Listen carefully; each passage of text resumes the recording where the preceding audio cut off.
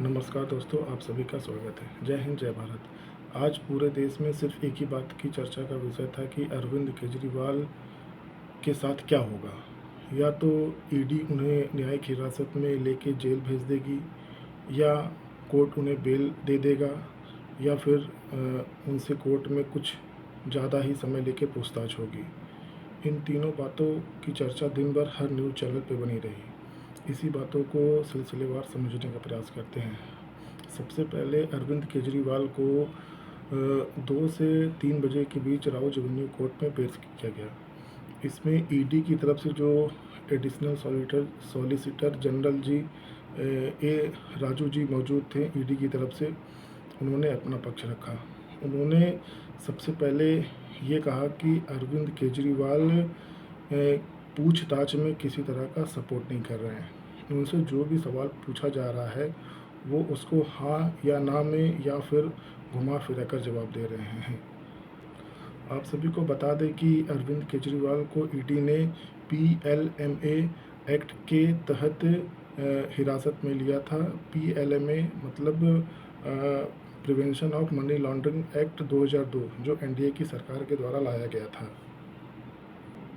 सबसे पहले अरविंद केजरीवाल ने कोर्ट पे ईडी पर ही आरोप लगा दिया। उन्होंने पहला आरोप लगाया कि जो शराब घोटाला या लिक्वर स्कैम हुआ है उसका सारा पैसा है कहाँ, और दूसरा उन्होंने आरोप ईडी पर लगाया कि ईडी ज़बरदस्ती बिना सबूतों के आधार पर मुझे गिरफ्तार कर लाई है, जबकि किसी भी अदालत ने मुझे दोषी नहीं ठहराया है।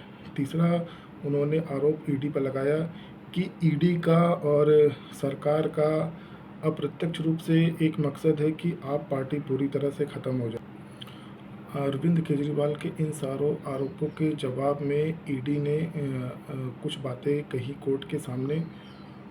वो इस प्रकार हैं, जैसे कि ईडी ने कहा कि जो आरोप अरविंद केजरीवाल ने लगाए थे उस पर ईडी ने कहा कि ईडी कुछ लोगों को गोवा से बुलाकर उनसे पूछताछ करना चाहती है, और ये जो पूछताछ होगी अरविंद केजरीवाल और ये जो गोवा से बुलाए गए कुछ लोग हैं उनको उन सभी लोगों को आमने सामने बिठाकर पूछताछ होगी। ईडी का आरोप ये था कि जो शराब घोटाले का पैसा है वो गोवा इलेक्शन में यूज़ किया गया है। इसी बात को आधार मानते हुए गोवा से कुछ लोगों को बुलाया गया।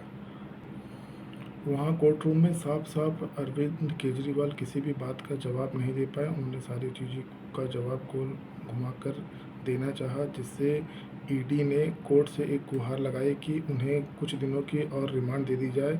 इस पर राउज एवेन्यू कोर्ट ने ईडी को 4 दिन की और रिमांड दे दी है, जो कि 1 अप्रैल तक बढ़ा दिया गया है। इस दौरान अरविंद केजरीवाल से गोवा से बुलाए गए कुछ लोगों को उनके सामने बैठाकर पूछताछ की जाएगी, जिसमें ये उनसे पूछा जाएगा कि जो शराब घोटाले का पैसा है वो आखिर गोवा में किस रूप और किस तरह से यूज किया गया।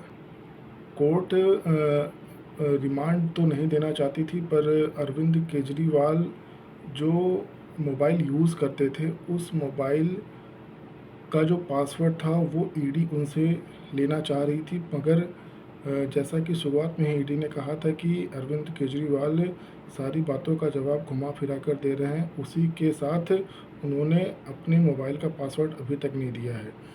इन्हीं सारी बातों को लेकर कोर्ट ने 4 दिन की रिमांड और बढ़ा दी है, ताकि गोवा से बुलाए गए लोगों से और मोबाइल के डाटा को मिलाया जाए और कुछ साक्ष्य को इकट्ठा किया जाए। ईडी ने कहा कि अरविंद केजरीवाल मोबाइल के पासवर्ड को शेयर नहीं कर रहे हैं, जिससे हम लोगों को कुछ डिजिटल साक्ष्य मिल सके।